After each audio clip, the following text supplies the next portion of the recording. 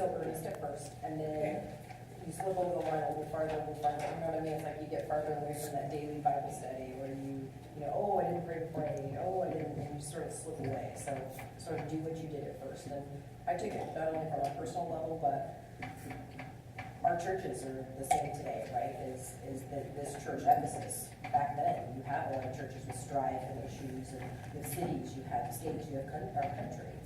So I took it like personally, but then also applied it to kind of where we are in our world today. Okay, good. Anybody else? Something slightly different? Something you would add? Yep, Tiffany. I put down that good deeds are not enough if your heart isn't in God. Okay. So you can do all the good things in the world, but if that isn't your first priority, it's not going to help you.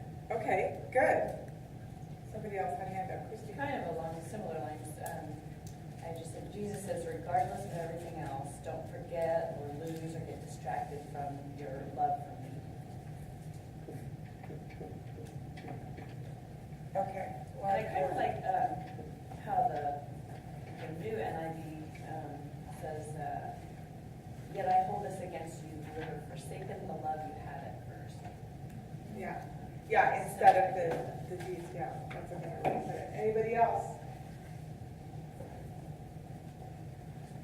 Oh, yes, Shirley. I put that God is always with us and He knows everything that we've done and He knows everything that we are going through right now. And even though we've failed Him and gone away from Him, He'll always take us back. Good, good. And we got that, right? We saw that, and that's going to continue. The good news of that is that I know statement is going to stay with us. So there's good and bad news in that, right? That He knows, but He also knows and loves us anyway. So really good.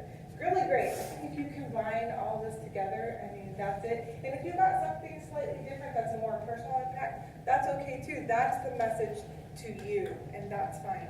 So this is what I would encourage you to do always in your Precept Bible study, is to take a minute when you finish a chapter or a section and ask yourself this question. But for sure, with these individual messages to the church, if that message is to us, we want to know, well, what was it? What was the message? The theme was the letter, the message to Ephesus. If you're just going to put a little subheading, but what was the message is what we want to know. So good. All right, so we're starting with verse 8 this week. We just have 8 through 11. And let's do the thing I always forget, which is let's just read that section. If somebody would just read that out loud. Yes, I thought so too. Right? Yeah, so there's a lot there. Would somebody just start with verse 8 and read our section for us? I will. Okay. And to the angel of the church in Smyrna write, the first and last who was dead and has come to life says this, I know your tribulation and your poverty, but you are rich, and the blasphemy by those who say they are Jews and are not, but are a synagogue of Satan.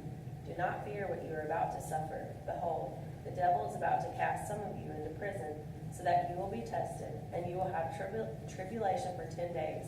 Be faithful until death, and I will give you the crown of life. He who has an ear, let him hear what the Spirit says to the churches. He who overcomes will not be hurt by the second death. Okay, good. So we're starting a new message to a new church, and which one was it? Smyrna. Okay, so we can do some looking outside of Scripture to find a little bit out about them, but also we have some things right in front of us, right? What do you know just by looking at the passage we have? What do you know about them?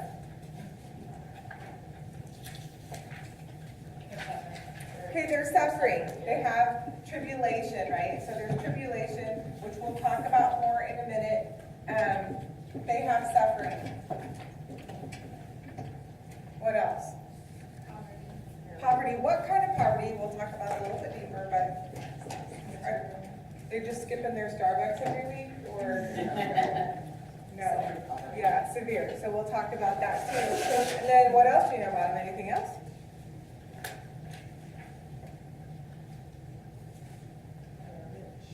Yeah, they are rich, right? Jesus says, sort of in that parentheses, right? Like, okay, you are poor, but you are rich, and we're going to spend some time talking about that. Good. Anything else? What's part of their tribulation and suffering coming from? Yeah. If it was, but one of them got some drama going on.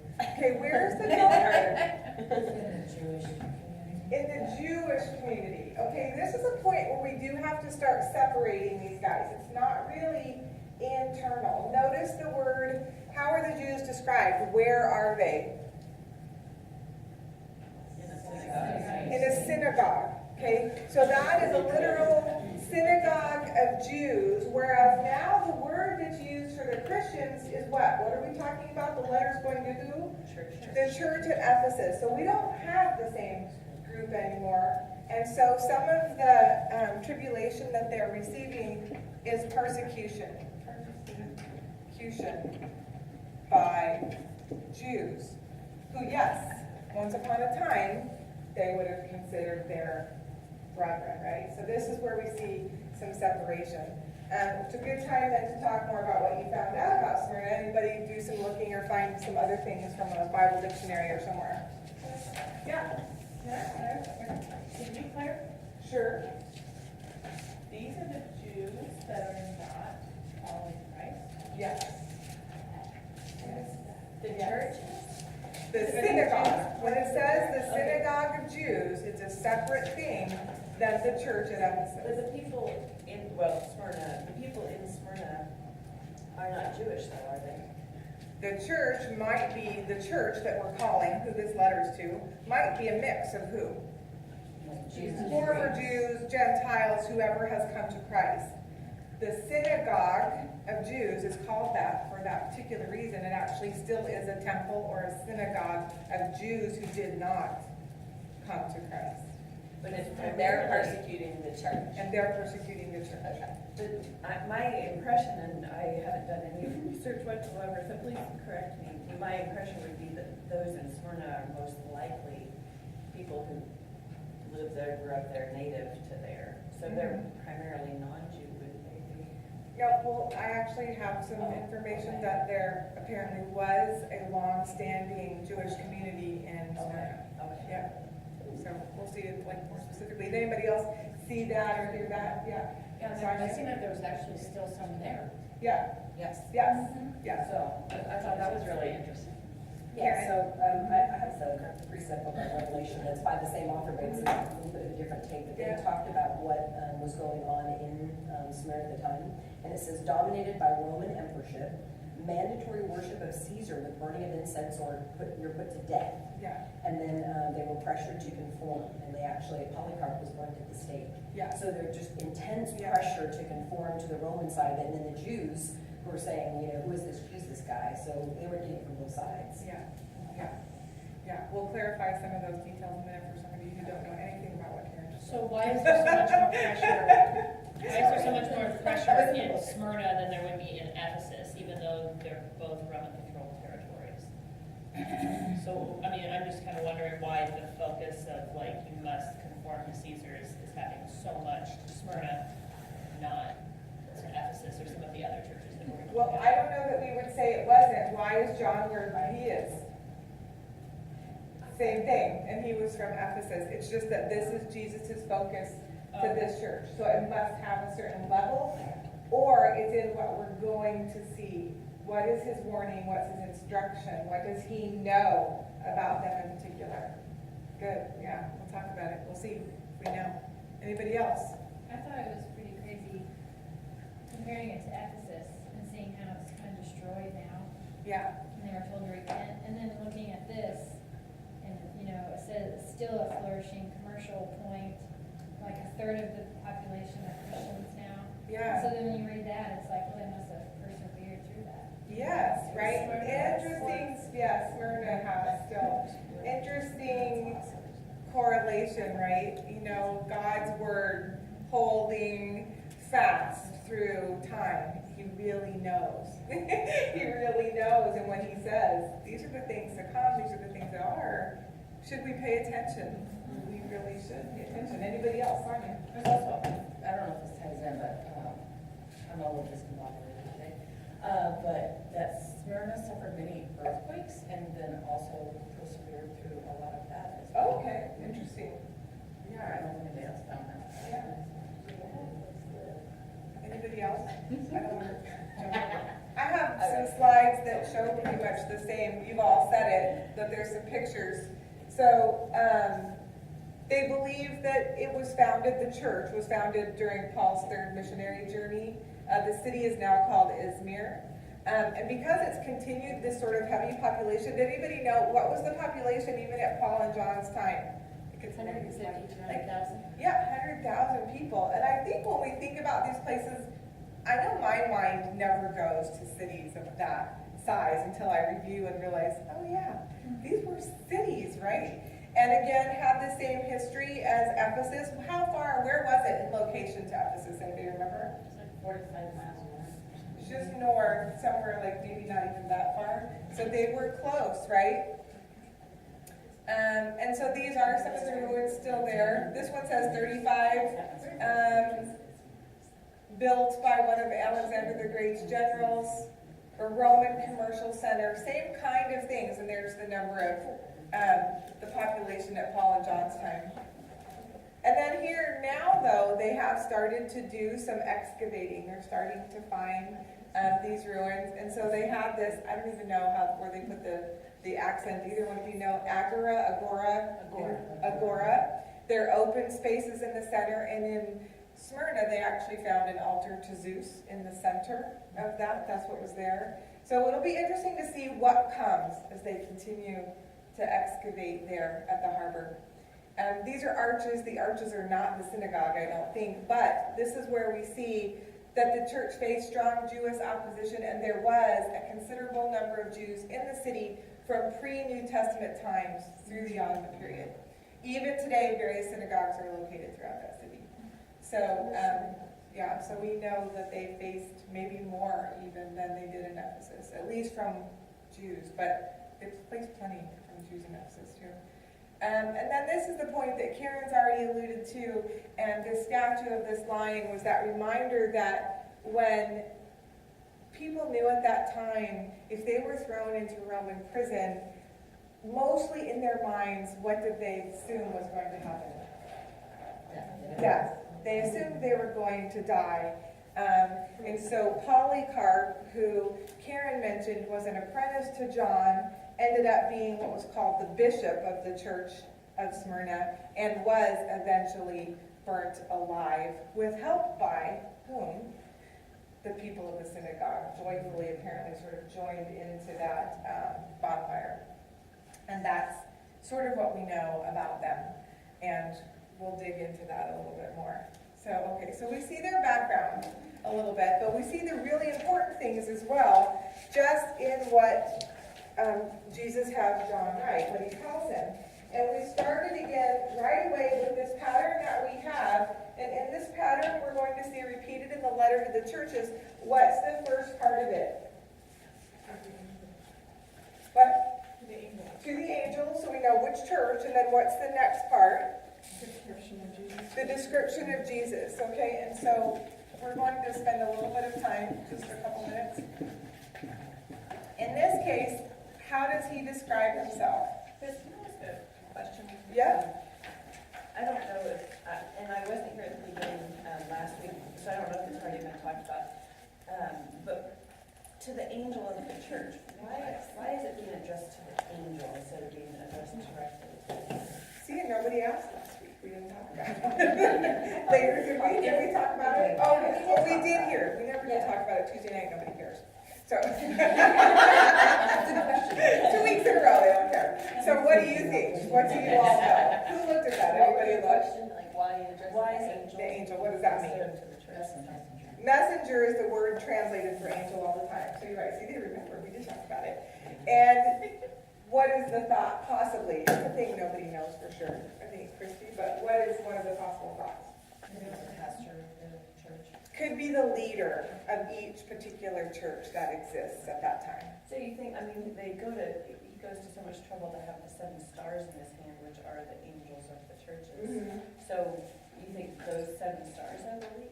Yeah, would that make sense? If we talk talked about him being among the lampstands and what did that mean to us that he had those 7 stars in his hand? What does that say to us? Carrying, and what else? Protecting control, right? So in a way, if that's who they are, that would make sense, right? I have you in my hands. I have you in my hands, Charlie? So I found it interesting that he had the 7 stars in his right hand, and he put his right hand on John, right? Oh, yeah. And so maybe it's like his muses for writing, I don't know. Interesting, but you're right. Yes, that is the hand he used. Very interesting, yeah. And actually, I thought this last week, I didn't say anything, but when you said that, in the Bible, it tells us that for the Jews, for Israel, Michael is their archangel, if you will, their protector. So I took it literally. Right. I took it that there was an angel assigned to each, I don't know, that's the way so when you said that, I kind of, yeah. But And that's messengers was possible. cool too, I didn't know. Well, the word translates as messenger. Messenger. Angel always translates as messenger. That's just the Greek. That's what it is. Who exactly it means, Gotcha. you will find argument for both those. Yeah. Yeah. I was thinking, when we talked last week about it being a specific person possibly, that he was calling them angel and not giving them a name because they were under such persecution. And if the letter was found, Oh, they couldn't be prosecuting one certain person. interesting. Interesting. Another interesting point is when he talks about potentially having to remove the lampstand from Ephesus, he's not removing the star. He's removing the lampstand that stands for the church, not the messenger of that, so that person or angel or whatever remains in place.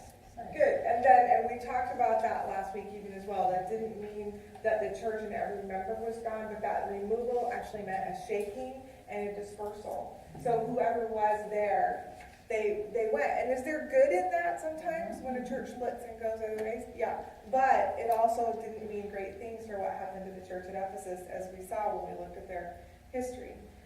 Good. Great discussion. Any other questions or thoughts? Yep. Sorry. Go ahead. Go Two ahead. burning questions. Yeah, great.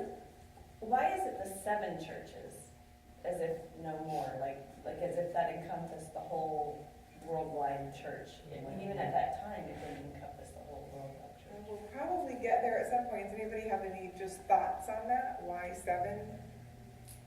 Why 7 spirits around the throne as well? The Holy Spirit's called how many spirits around the throne? 7. Yeah, sorry. I know I've heard others, but in previous precepts that often the number 7 isn't used as a literal number, but as a number of completion.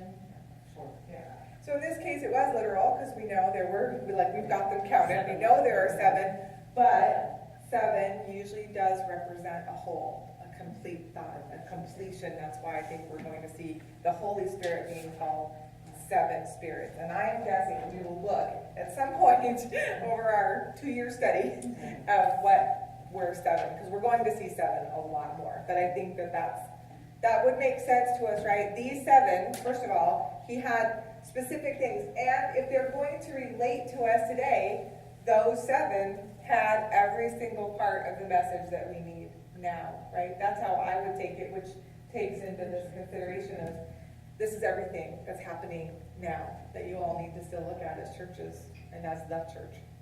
Anybody else have a thought on that? 7? Just now, as you've been talking, I wondered if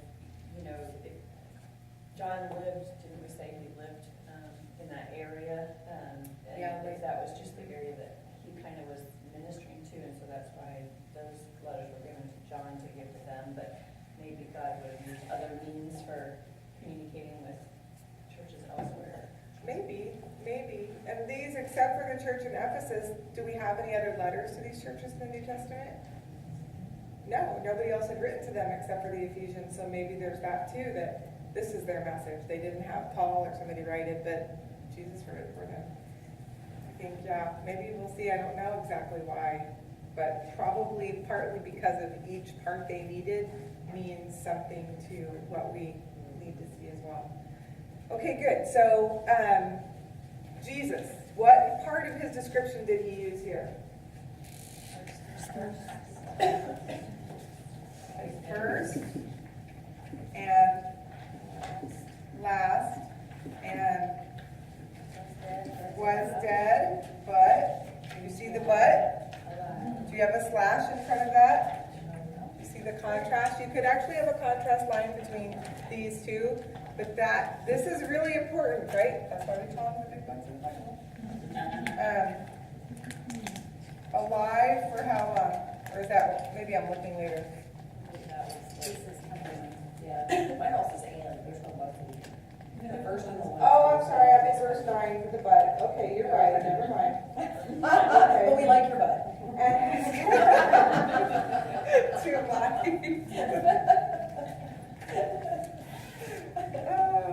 Yeah, God, I'm gonna leave that alone. Okay, so dead and has come to life. Was dead, has come to life. It would still be a great place for a transition line. Every time you see contrast or opposite scripturally, that picture's there for a purpose, because they could have just told us one word or the other, right? Could have said, I was dead. Or he could have said, I have come to life. But he says both. He could have just said, I was first. Well, first and last, that's the picture. But, okay, so this is the part of the description he uses, and now we're going to think of that as we look at why. And so, again, to find out the why, we have to look at all these other places in the Bible. The picture of your homework the past 2 weeks is going to stay the same. Okay? It is going to stay this length. It's going to have that many cross-references, if not more. So just prepare yourselves for maybe how the homework has lengthened a little bit since we started. But we have to, because that's where we learn what he's really saying. And we started, in fact, by looking at what he says he knows about them. And we've already got a start up here, right? I know your tribulation. And so we looked up the word for tribulation in the Greek. Some of you from, last year and some other years, tribulation we already looked at a little bit. It might have sounded familiar when you looked it up, because last year we spent a lot of time talking about suffering. And what does tribulation mean? Pressure. Pressure, right? Pressure. Comfortable pressure? Yeah. No. Constricts or rubs together, Yeah. causes someone to feel confined, restricted, especially when feeling there is no way of escape. Right? No way of escape. Squeezed. Squeezed. Like, yes. How do you get that kind of pressure, right? How would persecution and poverty maybe lead you to feel this kind of tribulation and suffering? Would those play into that kind of feeling? Yeah. Do you have to remain feeling squeezed? No, right? So this is interesting to me. The definition has, there feels like there's no way of escape. But later, when we looked at cross-references, we found out, can there be a way of escape? Yes. Yeah. Anything else we learned just by looking at the word before we look at some references? Yep, science. Somewhere I came up with, and maybe I was looking at the wrong reference, but meaning short time. Okay. But maybe I was looking at the wrong reference. Yeah, I'm not sure. From that one Greek I looked at, but I don't know. I'm not sure how that would fit in. You might probably got it from something. I found it, and I thought I was looking at Revelation 2:9 Okay. version, but again, maybe I was Okay. not clever. Can't help you with that. Okay. So I'm in my mind debating. Do we want to do the words? Let's look at they gave you a couple scripture there to help us put that into place. And this is where you're going to be helping. This one should be in the right order. So you looked at, oh no, I have that order. We looked at something else. I always want to jump to tribulation. You know what? I'm jumping to the end of the lesson. I did the same thing tonight. I'm like, okay, let's just go to the end because there's a lot there. Let's just skip 3 days of homework and go right to the end. Okay. Before we look at what he tells them, you actually looked at what it means that he was first. There we go. You looked at the word for firstborn. And where did we get firstborn? Where did they pull that word? Because we just had first here in Revelation 2. Where did they get firstborn? From Revelation 1:5. And it was in the at firstborn, what did you learn? Okay, preeminent. Right, out of all the descriptions that you're going to see, this is the idea that you want to keep in mind. This preeminence. What does that mean? Surpassing honors. Okay. Superiority. Sovereign. What else did you see in the definition that might have helped you? Or some of us? Anybody, anything else? The first created. Okay, was he created? I was firstborn of like. Firstborn of all creation, right? creation. Where are we getting that? We're getting that from Colossians, right? So let's look at that. What did it say? What did you guys have there? Colossians 1:15 to 18. Who was that? Like, by him all things were created. Right? By him. So he was still creator with God, right? But he is the firstborn of creator as well, right? And this preeminence, there's still an idea that we need to kind of add to that, and it's also in this Colossians passage. Yep. Ken? It refers specifically to Christ as the first to experience glorification, Okay. i.e. his resurrection. Okay. And there's another really good part of that. He's the image of the invisible God. Okay, he's the image of God. There's still something there we need to know. Before all things. He's before all things. Kind of him and creation are entwined. Okay. Like, through him all things are held together, through him they were created. So it's Yeah. Yeah, I love that verse. I love that thing that all things are held together by him. That's just like there's a song too, right? I love that passage. Still one more thing we're missing. He's the This body of idea of the church. preeminence. The head of the church, head of the body of the church. Yep. Firstborn, first coming. Look back at what some of you have with this definition. Not in the verse. First in time and first among others, others follow. Yes. First among others who will follow.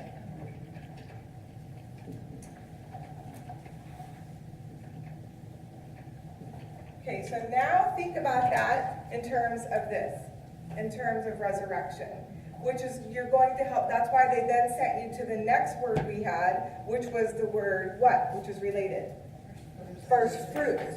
So he is firstborn and he is first fruit. What did that mean? What precedes a necessary precursor. Okay, a necessary precursor. I like that. What does that mean? I like It must it. come first. Must come first. Without that, nothing else follows. Without that, nothing else follows. Really good. Must come first. What other things did you see there, Christy? Well, I know that it's the earliest crops. That's the first crop to be harvested. Yeah. But that would imply that there's more harvesting to be done. There's more to come. So, yeah, I want to write something. Somebody else probably has it because I have it. It relates to that. The beginning of a sacrifice. And that's exactly what Christy just said as well. Beginning of a sacrifice, you can think of that as offering, right? Because that's what they called them as well. With the promise, right? Anybody see the word promise or guarantee when they looked it up? The promise for what's to come. So where do we see this picture throughout the Bible most of the time? Oh, sorry. Does he have a coat? He has what? A coat or anything? A coat? Yeah, he does. Sorry. All right, great. This is my grandson, Josiah. There you go, sweetie. Are you gonna go outside? Yeah. Okay, okay. Oh, come on. Yeah, okay. So where did we see this picture most of the time throughout Scripture, if you wanted to try to get it? Tithing for New Testament, and but where else? You're right. Israelites, what did they do? What were they told to do? Sacrifices, and there's all these things about offerings. And what were they supposed to give? Blood, but sometimes also the best. You know what's interesting is that when you look at all these definitions, did you ever see the word best? Because I kept looking for that. I never really did see that in the definitions. Because I have that belief, and I have a belief of that from other things I thought I'd studied, but I didn't see it. But it is the first. It's the first. They were to give the first of their crops with the promise, meaning how much of all of their crops belong to God. All of it, right? They're not necessarily going to give them all to him because that's how they lived, but that first fruit means we're offering it all to you. So if Jesus is the first fruit, what does that mean to us?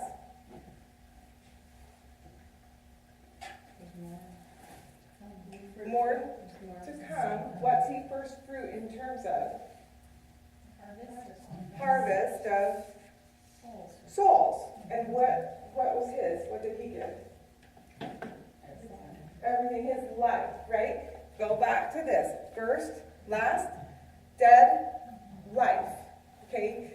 He was the first, right? We saw that probably in that next passage, 1 Corinthians 15, 20 to 26, right? What did you see there? What did it say about first fruit in the passage? The first fruit of those who have died have fallen asleep. Right, the first fruit of those who have died, and what happened to him, and what will happen to those?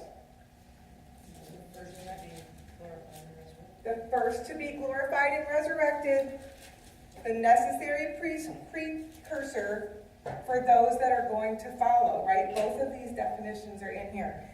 The necessary piece that had to come first for the rest of us. This is what we want to see, right? That promise is what we believe, right? Thoughts on that? That idea? Everybody see what we're looking at?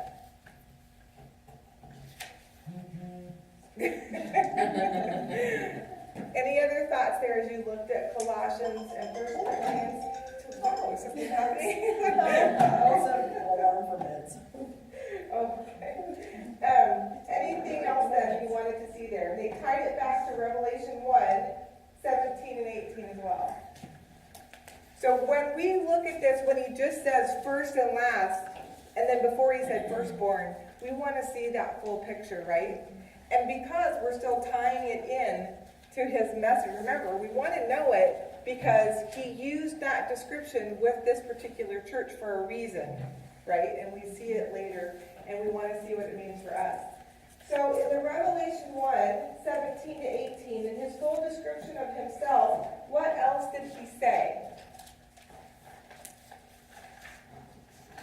I'm sorry, for some of your questions I have homework page numbers and questions, and some I don't. He was first before creation, he died, and he rose first. Okay, I think that was the First Corinthians passage. We're at Revelation 1? Yeah. 17, 18, okay. 17, do not be afraid, I am the first and the last. Okay, The living one, I was dead. okay. I'm alive. Alive for how long? Forevermore. You might have had a time phrase if you were looking. And, there's an and, which your homework guide took you to. I have the keys of what? Death and Hades. I'm alive and I have the keys to death and Hades. Then your homework then took us then to, well, if Jesus is going to talk about Hades, maybe we better talk about Hades. And so because what else was that in our passage as well? Hades was mentioned, right? Okay. So we need to look at it. And so they gave you to look at the Greek and then some passages to sort of try to understand what's being said. What did you learn when you just looked it up? Might not be that helpful. He won't leave you there.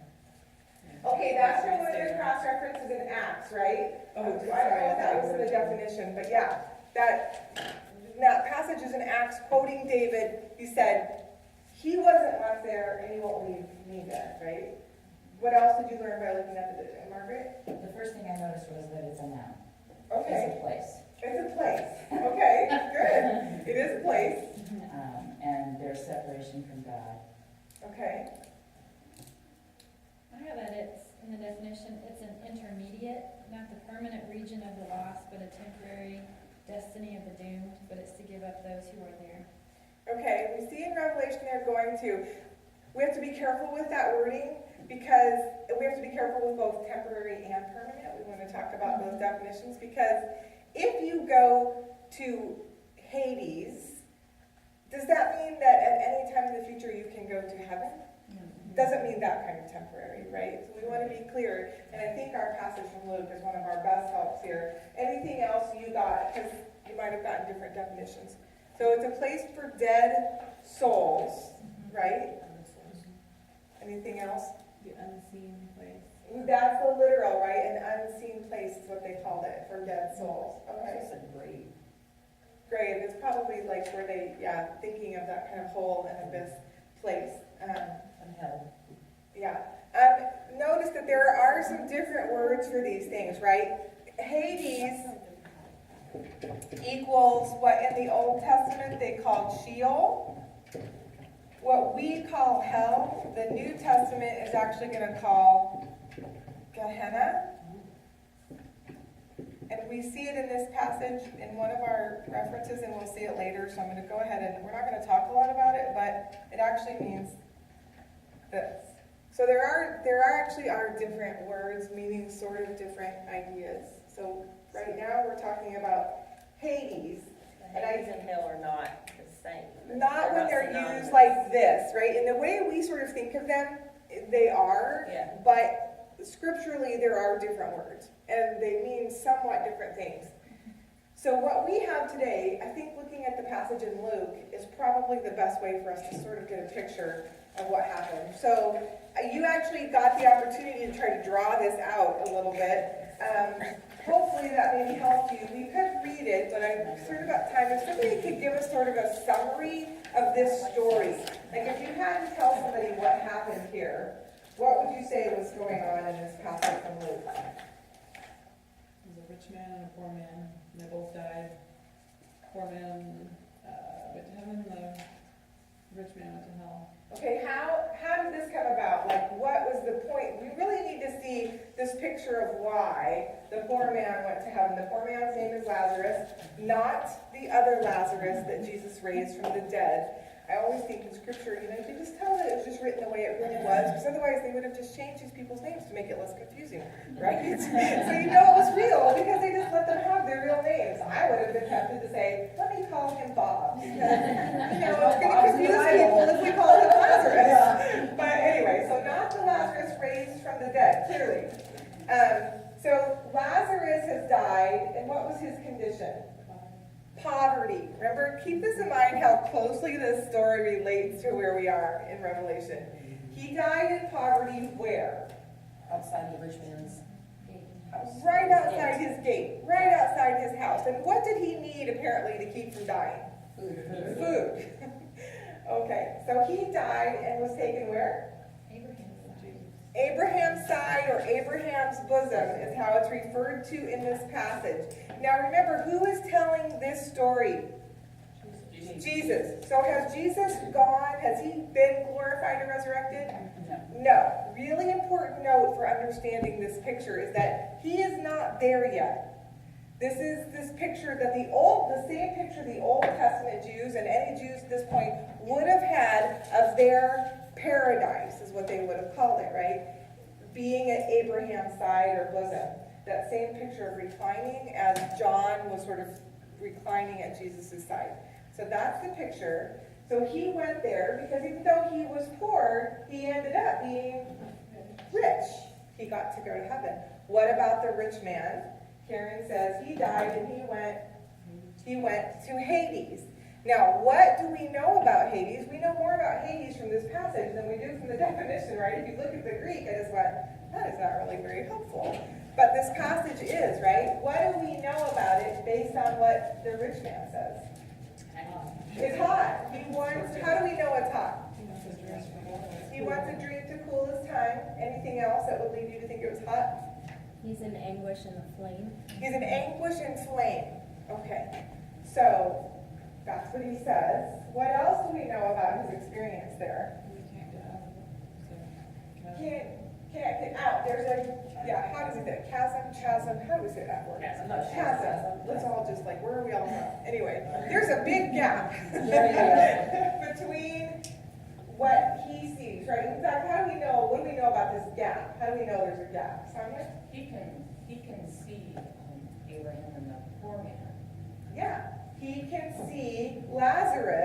there with Abraham and through this gap. So what does he want? Tell us, man. Before that, what does he want? Even. So he wants this cool water. How does he want to get it? From Lazarus. From Lazarus. Do you know, I've looked at this story for Precept before, and this never occurred to me that he knows where he is and why he's there. And how does he still treat Lazarus? As a servant, as a slave. Send him to me. Like, really? Have you not figured this out? Well, somebody would be like, well, he's in hell, so apparently he doesn't know better. I'm like, well, but he knows enough by the end with what he asks. It's like the nerve of this man, right? By the way, just send him over here. Clearly you belong where you are, right? So he wants Abraham to send him, and this is where we find out Abraham says what? Can't. So is there any way back and forth? No. So that's why I want to be careful of the word temporary, because is it also permanent? Abraham says it's permanent. You cannot go either way. So I can't send him to you to help with that. So then what does the rich man ask for? To warn his family. I still have what? What's he say he's got left? 5 brothers. So go. Send, don't you go, Abraham, but send who? Don't send an angel. Just send Lazarus. Just send him to warn my family. What does Abraham say to that? They have Moses and the prophets. And if they won't listen to that, they won't listen to what? Even if someone rises from the dead. Even if someone rises from the dead. Jesus telling this story. Is that a picture of what happens, right? Everybody, you've got the truth in front of you. If you won't believe the truth as it's written, as it's spoken, you won't even believe if someone rises from the dead. Is that like not the saddest thing that we still see in here right now? And do you have any option about it? Can you change that? No. No. We just have to feel sometimes. Do you ever feel like this rich man? Are you trying to warn people? Are you trying to tell them? And what's the message of the overall view you have now of Hades? Like you have a picture. What's part of that picture? Torment. What's part of the torment besides the fire? You realize the fact that you can. You realize the truth? Well, yeah, you can see what you could actually see, You can where see. you could have been and what's going on there, and they have what you need, and you can no longer ever have access to it. Ever. But temporary is still throwing me off. Yeah. And in my definition, it didn't say temporary. Okay. Anybody know? I don't want to spend huge amounts of time here. No. I think we'll hit these points. There are other definitions for later. What's it mean by temporary? I You go there think what it quickly. meant is Like like a until the level, last right? judgment. is Until what it the meant. last judgment Okay, so- is the picture. In my head, it's like a level before it's like really rock bottom. Okay. Well, yes, it's because of this, right? It's because of this judgment, because we saw a little bit, we'll go there, just so you're not confused. So before the last judgment, which you had that scripture, right? Revelation 20, is that where it was? Yeah. You see what you see in that picture. Death and Hades give up their dead. Death and Hades give up their dead. We see this scene that should sound a little bit familiar right now, right? What's there? A book, right? There's a book. The book of life and death. And you are on one side or the other. Again, there's no middle book. There is a book of life and death, back to what we talked about last week. Everyone will be judged. Everything will give up its dead. And those people in Hades can, when they get judged, can they end up in heaven? No. So that's where I don't want you thinking that temporary, as Abraham says, there's no switching. But where do you go? The day of judgment is just to say, Jesus has come now. We are setting your forever places. And if you were in Hades, your forever place is based on that Revelation 20 passage. Where's your forever place if you were in heaven with Jesus already? Or if you were at Abraham's bosom because you were an Old Testament saint? Where's your future place forever? In heaven with him, or what in Revelation is going to start to be called now what? The new heaven, the new earth. That's your forever place. So by temporary, that's all it means. Okay. Yeah. If there's a, holding place for people who are planning on doing, or not planning on, but anyway, people who are gonna end up in hell. Is there a holding place for people who are gonna end up in the New Jerusalem? Okay, that's why I don't want to call it holding place, because this is what we needed to see too. And you've got a couple references there. Where do we go immediately? Jesus' presence. And you can look at several places. Somebody throw out a couple to me so people can note them if they're not sure that they believe that. How do we know that? Jesus says it to the other guy. He says, you will be with me today. You will be with me. And there are other places. How did Paul feel about where he was going when he left? Some of you have had this if you've been with me. Where's Paul going? Right away. Where does he want to be? Right there. He wants to be there when? Now. Like right now. He wants to be there so badly. He believes now. So this word, that's why when you look up asleep, it doesn't mean sleep. If you look it up in the Greek, it means dead. So immediately, what goes to heaven now? Our souls go to heaven. Where does your body go? Ground. For everybody, right? So it's just souls that go to Hades. It's just souls that go to heaven. And at the day of Jesus' return, what's going to happen in whichever way you believe it, what is ultimately going to happen? You get a new body. So what is risen at that point is your body. And we all get this new glorified body, and that's how you will spend this eternity. When you get that new body, or the other, I don't know if they get a new body. I'm guessing they just get their old body. I don't know if we're ever told anything, the rest of that picture, but they're just going to go there forever. Yes. Just the contrast that, the version I had was, then death and Hades were cast into the lake of fire. Yes. This is the second death. Yes. So there's gotta be some kind of experience, I would. Yeah, it's That's not that, good. it's that same thing, right? We have a new life, they have a second death, and that's what we're supposed to get, because what's the promise to these people at Smyrna? This is why we're here. Of life. They will not experience the second death. Yes, the overcomers, it's the last one, right? It's verse 11. Will not experience second death. Do you see how this is all tied together in this tiny little message for this church? Now we want to talk about why. Why is he describing himself to them? And so we know we did look at tribulation, and that's where we are going to go now. We are going to talk about tribulation and what we learned about suffering in relationship to being followers of Christ, and then what we can take from that. So first of all, what did you learn from looking at the Word? And if anybody can help people with page numbers, that'd be great. I clearly can't anymore. Thank you. Yes, day 4. There we go. Okay, so that's where you looked at the Word.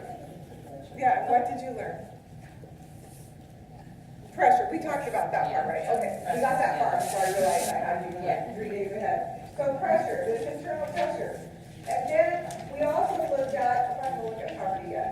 So you looked at Scripture then, starting on number 6, to look at the Christian's relationship to suffering, right? This church was a suffering church. Do people suffer now? Yes. You know what? Do all people suffer? Yes. All people suffer. But we learned a lot about it, how it relates to us. Should we expect not to suffer because we're believers?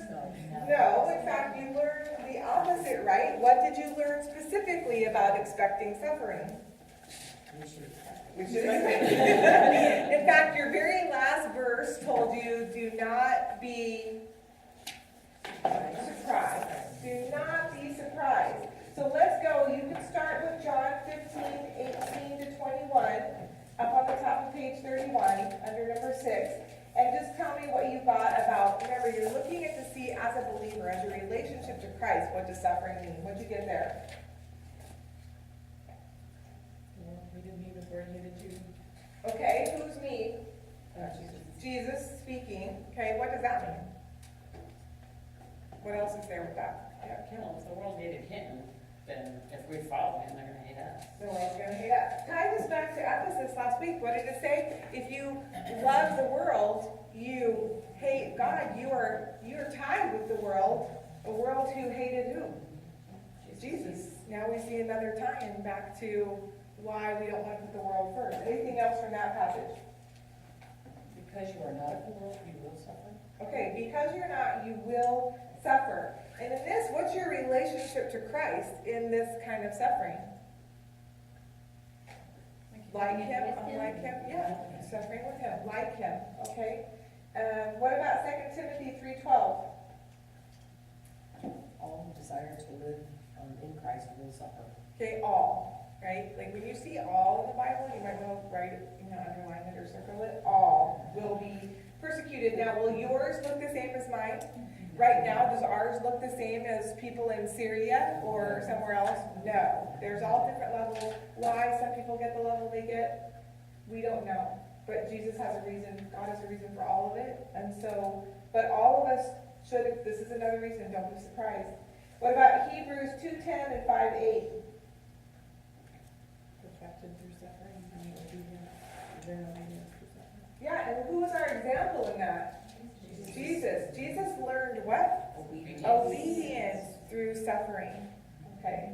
Again, my thought always is when I see something that Jesus had to go through, and I think I have any rights or expectations any different than that, then I go, okay, no. Not. If Jesus learned obedience through suffering, how am I going to learn obedience?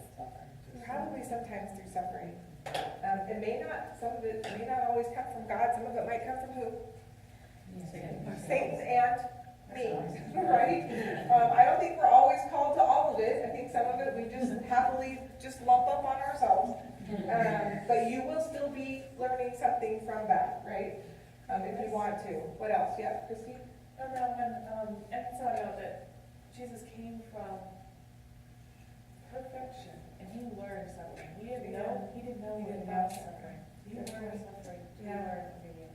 Yeah, that's just so interesting. Yeah. Anything else from those two passages in Hebrews? Well, and I think it shows you that you can have head knowledge. I mean, Jesus understood the word suffering. Yes. He understood what it meant. Yeah. He'd seen other people suffer, but he learned by experiencing it himself. And so the same with us, we can have a lot of head knowledge, but God's not going to be able to shape us the way he needs to without experiencing some of that. Yeah. Such a good, I know, unfortunate that's a reminder. bummer. It's so true. It's so true. But if we tie this back into 2 Corinthians again, well, we're going to have a verse from there later, is that ultimately who is even that for? Is that even always for us? It's for others. Just as his suffering wasn't for himself, who was it for? It was for us, and ours is not just for us, but for other people. It's always related back to that love thing about how do you love other people. You love them because you can relate to what they're going through, whether it's good or bad. Oh, good. God, you guys have such great comments. 1 Peter 2:20-21. Patience, suffering, finds favor with God.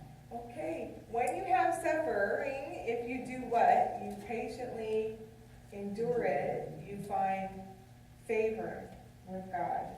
And it says you were called to it. You were called to this purpose. Yes, thank you. You were called to it. Again, you should expect it. You shouldn't be surprised. You were called for this purpose. I know we don't want to hear it and see it, but it's true. And I think eventually can that be some comfort? Yes. Again, we want to be careful, like who we're kind of just laying that on and how you say it. It's not really going to help somebody in their little hardest moment, especially if they don't know this yet. But we can know it, right? We can grab it. We can share it with each other. This is a really hard concept to explain to your children who are brought up in the church. It's like we are raising you in this knowing that you are going to have to suffer, and that you have been called to it. And as an adult, you can kind of process that differently. As a kid who might be experiencing something in school or whatever, it's kind of hard to explain. But back to the question I started with, does everybody suffer anyway? Yes, I would go there with kids. Everybody's going to suffer. But as a believer, what we want for you is what we're going to look at on this handout when we end, is that we have a purpose in us. That's ago. Yeah. And in my head too, not just for kids, but that's our same thing. Everybody's going to suffer, and we can approach it differently. Right. Well, That. in the next one, in First Peter. Thank you for that wonderful segue. I actually read a little further in verse 9, it says the goal of your faith, I think I'm Yeah. paraphrasing here, but the goal of your faith is the salvation of your souls. And Yeah. so, there is an end to this, there's a reason. There is a Good reason. reason. Yeah, and part of that reason is what's happening in the middle there, in the part we did look at too. And I think too, with kids in suffering and hard times, isn't it better for them to learn at home when they're young, with godly parents, godly examples, than to not learn it until they're adults and they don't have that foundation? And to be surprised. Yeah. To be surprised, right? Yeah. Good. What else is in this 1 Peter 1 passage? Your faith is tested by fiery trials. Okay. What happens when your faith is tested by the trials? You're refined, right? You will. And how does Peter feel about it? Right? He rejoices greatly. Now, again, we'll look at this in some other passages. You don't have to be rejoicing, oh, thank you, God, for giving me this suffering, although I think I know people whose faith is so strong we literally do that. But we rejoice for what happens through the suffering, right? Good. How about 1 Peter 4, 12-14? This is our kind of summary. Don't be surprised. Don't be surprised, right? Why? Because everybody suffers. Everybody suffers? Everybody will? What else? What's good about this suffering from this passage? You share his suffering, but you share his reward. You share the sufferings of Christ. To that degree, you share the reward. How did John describe himself to the believers when he started in 1? What word did he use? What did he say? He was a partaker of tribulation with them. Even John, who's writing this letter, has this knowledge of shared sufferings with Christ and shared sufferings with who else?